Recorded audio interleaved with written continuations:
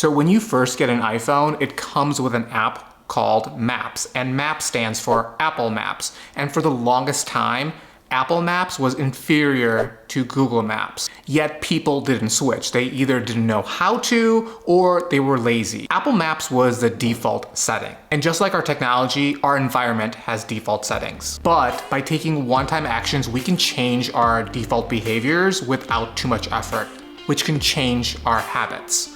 So rather than telling you, I'm gonna show you. I'm gonna walk around my apartment and show you how I've changed my default environment. That's changed my habits. Hopefully this will inspire you to take the same actions with your environment. Hey guys, my name's Irfan, and this channel is all about taking a gentle and simplified approach to productivity and habits. Before I walk around and show you how I've changed my default behaviors in my apartment, I just wanna lay a fundamental ground rule on human behavior, which I think is so important to understand if you want to be successful with behavioral change. So the point I want to get across is this idea that we control all of our actions. We as human beings make decisions and they lead to results. Our intentions will lead to behavioral change. And this could be working on a project. This could be going out and picking something out off the menu of a restaurant. Those are decisions we make. And this is true, but only partially. So the part of our brains that make these decisions intentionally is called our executive brain function. Our executive brain consists of all of our conscious intentions, our goals, our desires, all of that.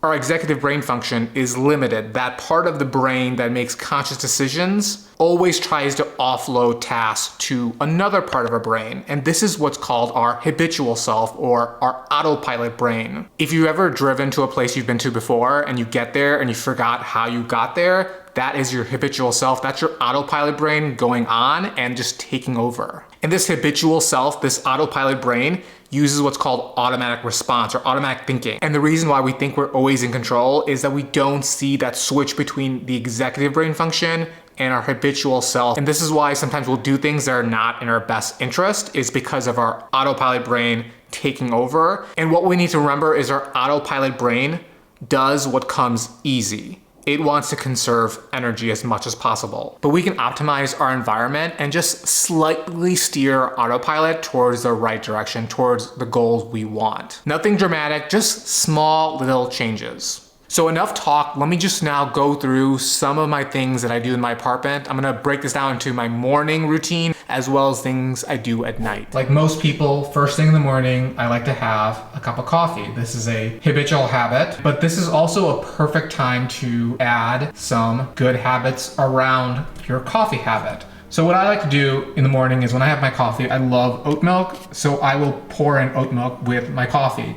Now this is where I try to tweak my default behavior. Now, this might sound simple, but medication adherence is a huge problem. People just don't take their medication. Luckily, I'm not on any medication, but I do take a vitamin D supplement. Now the problem is I forget. Sometimes you forget to take your vitamins or you forget to take your medication. It's not that I don't want to do it. It's just forgetting is a problem. Now, you might say, well, why don't you just set a reminder on your phone? And that sounds like the solution, but it's not, because if you're not by your vitamin D or your medication, it's harder to do. Your phone will go off, you'll just press the stop button, or you'll turn off the reminder, and that'll be it. So the way I think about it is you wanna make it your default behavior and make it so easy that you'll do it.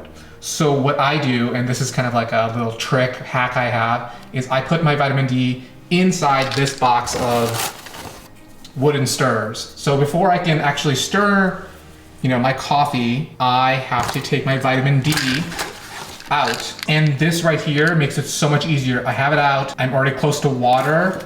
I can go ahead and take my vitamin D before I have my coffee. And this also gets to another important healthy habit, is I have like a big glass of water. This is actually kind of a small glass of water, but you've heard about, having a big glass of water first thing in the morning. You're dehydrated, you've slept for 8 hours, all that good stuff. So right there, you can have your vitamins or your medication and have a big glass of water. And all this can be done simply by using this little trick here, is making it your default behavior. Now I use what's called like an auto pour over. So I will pour in my coffee grounds here, and then I'll pour my hot water, and it takes about 3 minutes for the coffee to be ready. And during that 3 minutes, I also try to make sure that I do a healthy habit. So as you can see, I have my yoga mat visually laid right by my living room. I never roll this yoga mat. I know that might annoy some people, but it helps me visually see that I wanna get down and stretch. So I'm gonna show you my stretching routine. This is something new I've been doing the last couple of months. And again, this just makes it so much easier. Visually, I can see the yoga mat, it's already out. It makes the habit so much easier to start. And my tip here is if you're starting anything new, is to get your reps in. So I'm not trying to be perfect. I'm just trying to get down, do a couple push-ups, do some stretches, and try to form this as a daily habit and then optimize it for later. This is something that the author James Clear talks about, get your reps in. Okay, we are now in my bathroom. We're gonna go through some things I do at night. Another simple one, and it's very similar to the trick I showed you with the coffee stirrers, is I wanna put some eye cream on at night.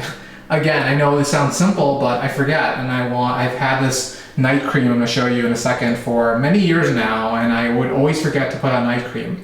A couple things you've probably heard about before is try to do what's called a habit stack, so you can brush your teeth and then you floss. I do that all the time. That's a really good trick to take something that you currently do and add that new behavior after it. What I do is I wear contacts, so once I take my contacts out, I put my glasses on, and this is, again, a small little trick I do. I put my eye cream, let me show you, inside my Warby Parker case. So before I can get to my glasses here, I will take out this Everyman Jack eye cream, and I'll dab a little bit under my eyes because I'm getting older and I think this stuff could work.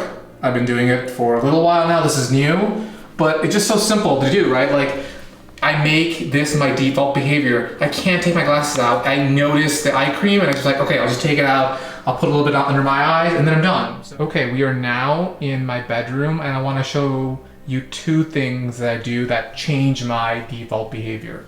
The first thing is I do not have my phone charger in my bedroom. So you've probably heard about this. Don't be on your phone late at night and look at it first thing in the morning. To really change this, you have to make sure that you're not using your phone as your alarm clock. I think this is so easy for us to think, well, I use my phone as my alarm clock, so I need to have my phone in my bedroom. No, you don't. You can use something simple as like an Echo speaker, which is what I use as my alarm clock. You could also use an Apple Watch. You could just get a traditional alarm clock, but if you make that decision, that one-time decision to use something else, then you're not dependent on your phone as your alarm clock. And this helps in two ways. When you don't have your phone with you in the morning, you don't waste your time surfing the internet or checking Reddit or checking social media, but also you could do something else, like read a book, read your Kindle. And you might be wondering, like, what the hell do I do at night if I'm not on my phone? Is I try to make sure I journal at night. And I've been doing this for a while now. I think it's really important. I reflect on the day at the very end of the day. So I try to make sure this journal is on this pillow, and I make sure it's always here and not on my nightstand, because I don't look at my nightstand and I don't go for my journal. But if you have it on your pillow, the pillow that you sleep on, you have to pick up your journal, and because you pick up your journal, it's the default behavior. I get into bed, I have to pick up the journal and put it away. I'll just journal. You know, you can see how simple that is. It just changes your behavior. So once I'm done journaling, I won't put it here, because obviously I'm gonna sleep, I can't put the journal on my pillow. I will take it and I will move it over to my desk. And this is where I work. So in the morning after I brush my teeth and I come to work, I will take the journal, bring it back and throw it on the pillow. And this will start a cycle where I'll do it again and again every single day. So if I'm tired and I don't want to journal, I can put it away, but the default behavior is always I pick up my journal. And that is enough for me to journal 80% of the time. So those are just some of the things I do to just change my default behavior and just tweak them just a little bit without too much effort. Let me know in the comments below if you do anything similar or any other tips for me. I love hearing about these. If you're interested in more content on how to change your behaviors, I have a video here specifically for people who want to stop watching so much Netflix.